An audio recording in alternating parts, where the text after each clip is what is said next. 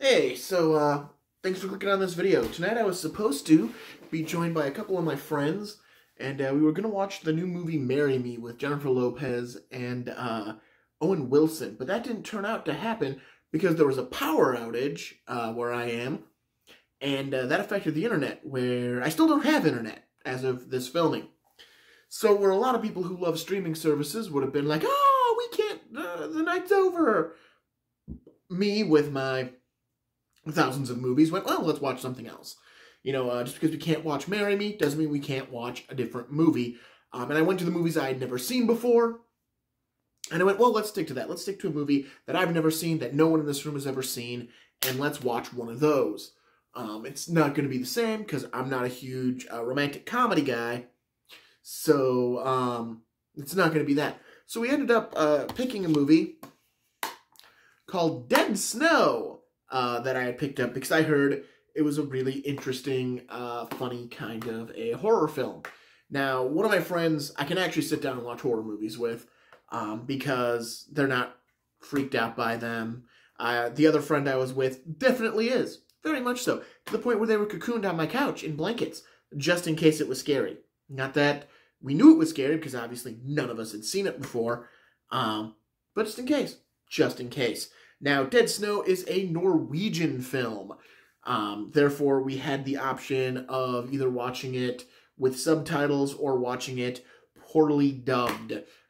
We started with the poorly dubbed, and then eventually we just switched to just the subtitles.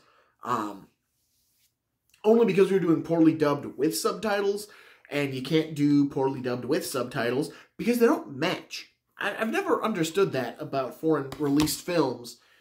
When they get dubbed, and then you still have the subtitles on, what they're saying and what the subtitles say don't match. It's just weird. It's weird. I might have even had the right subtitles on. I might have actually had the subtitles for the English translation on instead of the subtitles that just go with the movie. Because I did hit subtitles and it said English 2, so I'm not sure what English 1 was.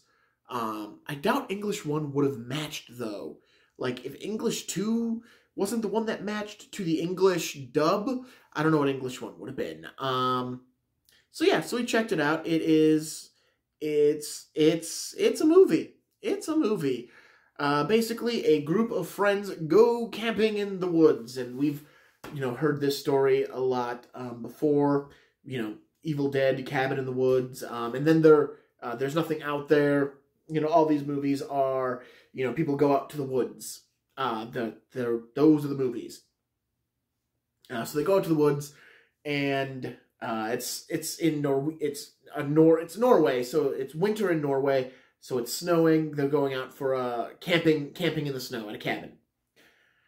Apparently, a group of Nazis stole a local town's gold, and the local townspeople weren't happy, so they slaughtered them, driving a bunch of Nazis into the mountains with their stolen goods, and they went missing, and now I guess they hunt the mountain? It's real not clear, because it starts off with someone dying. Like, somebody dies at the beginning of this movie, but later on, they try to give a different explanation as to why but the zombies kill two people before this explanation is even kind of given. Because eventually the people at the cabin find a box full of Nazi gold. And it's kind of implied that that's what draws the Nazis to them, is that they found their gold. And even at the end of the movie, it's the gold and the things in the box that draws the Nazis to them. But the Nazis have already killed people. They've already killed two people. So I don't really get the gold and why the gold is a thing and why the gold is important. But the gold is important to the plot. I'm pretty sure this is one of those movies where they were laying out the plot, and then they decided to change something, but they didn't go through the script to make sure, like, they laid out the plot that the Nazi gold was going to bring back the zombies. Then they decided they wanted to add to this movie and add a couple of kills earlier in the movie. So now the Nazi gold doesn't bring the zombies back. the zombies are just wandering around in the snow, and it just happens that these people find their Nazi gold, and then the Nazis show up the next night, or that night. I think it's that night. I think it's the same night. But at the same time, the first kill, because somebody, one person is meeting up with them, who's hiking the mountain separately, and they're the first kill. And then one of the member of the group go out looking for her on a snowmobile. But that is still before they find the Nazi gold. So, I don't know. It seems like she was always meant to die before, or maybe they were supposed to find the Nazi gold, and then she died that night, and then the next night is when the Nazis start killing. Because there's even a shot earlier in the movie, before the dude leaves, where someone's digging around in this floorboard, and there's something down there. There's something of interest down there. And you see the box that has the Nazi gold in it. One of the characters also has a dream where the dead girl is digging around down in where the Nazi gold is. So, a lot of this movie points to the Nazi gold being of importance, but I just don't get it. I just don't buy that it is of importance. Yeah. I just don't. Like, again, this is a very entertaining movie. I'm not saying it's a very entertaining movie. I'm just trying to work around what the laws and what this movie is. It definitely really made me want to watch Return of the Living Dead, like the entire time I was watching. Oh, man, I want to watch Return of the Living Dead. Now, again, not because I was bored by this movie or anything else, just because it kind of reminded me of Return of the Living Dead to a point.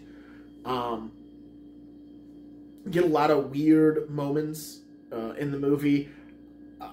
They try to introduce these characters, and the first thing I said after they introduced all the characters were, man, I can't wait for these people to die. There wasn't any I really liked. There were only 2 characters left, and I looked at my friends and went, oh, which one do you think's the last one standing? This character who's in medical school, or this guy who's definitely not living? This movie also does not like women, because they die real quick.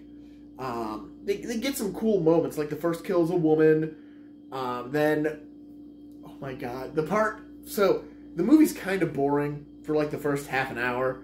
It's all set up that's just kind of boring, it's kind of dull. But then, you get a character who decides to go to the outhouse and drop a deuce. He goes out to the outhouse and he drops a deuce. And after he's done wiping, one of the girls comes in, and they have toilet sex. They have toilet sex, which then got us all saying, like, how gross. Because, like, the dude wipes, and then she jumps him, and then she's starting to suck his fingers, but it's on the hand that wiped. So it's like, oh, that is the nastiest part of this movie. Is like, she's like, oh yeah, this is all sexy. He's like, if I was that dude, I'd be like, I just wiped. I know there isn't running water, but I should go wash my hands, maybe. Get that fecal matter off. I just dropped a deuce, and now you're okay. This is happening. So there's outhouse sex, and then he goes back inside after the outhouse sex, and she stays in the outhouse, most likely also dropping a deuce. So we have a precoital deuce drop and a postcoital deuce drop. Is that a Norwegian thing? I don't know. That's a weird, like, the fact that there was was it him having to go drop a deuce that made her go, man, I need to get me a piece of that, man. He's going outside to take a dump. Oh, man, I need to get me all up on that. Like, it's such a weird moment. And that's when the zombie first attacks. She falls into the shitter. Like, this movie isn't, like, it's kind of graphic, but it's graphic in kind of almost a humorous way. Because, yeah, even, like, Sleepaway Camp 2 has a much worse outhouse scene in it compared to this one. Because she just kind of falls in, and then you see her pull herself up, and she's just, it's lit well enough where, like, it's not disgusting. You just kind of know, oh, yeah, she's covered in shit. But, yeah, she pulls herself out of the muck and mire of the porta potty, and then gets tackled by a zombie, and that's the last we see of her. Then the zombies start attacking the cabin earnestly, and they kill the other half of the potty sex, the dump and grind that's going on. Yeah, they kill the other half of dump and grind. So now they're both dead. They had sex in a horror movie. They deserve to die, which is weird because there was an actual couple. Like, there was an actual, like, oh, we're together. We're boyfriend and girlfriend. And they're not the ones that die. Like, that's normally the trope, is that this isn't just random sex. It's couple sex. Like, you go out with your boyfriend or your girlfriend and you get a little jiggy with it. Maybe in a porta potty. Probably not in a porta potty. And then you die because you got jiggy with it. Getting jiggy with it. Okay, I'm done saying getting jiggy with it. I swear I wasn't drinking. I did not drink during this movie. It's a very entertaining film. It really is. Yeah, but the Nazis then start attacking them. You keep getting great, like, Nazi vision where it's looking through the eyes of the zombies and everything's kind of like grayscale. And it's some real cool shots. It's some real cool shots that you got going on. And I thought it was a really interesting aesthetic. Because you don't really get POV of zombies in zombie movies.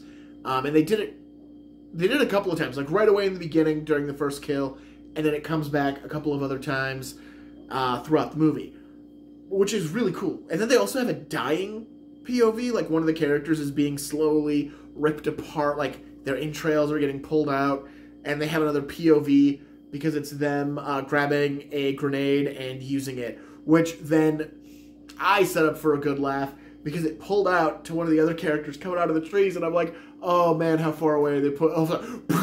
like a mushroom cloud. Like a small mushroom cloud in the sky going... Yep, that seems about right.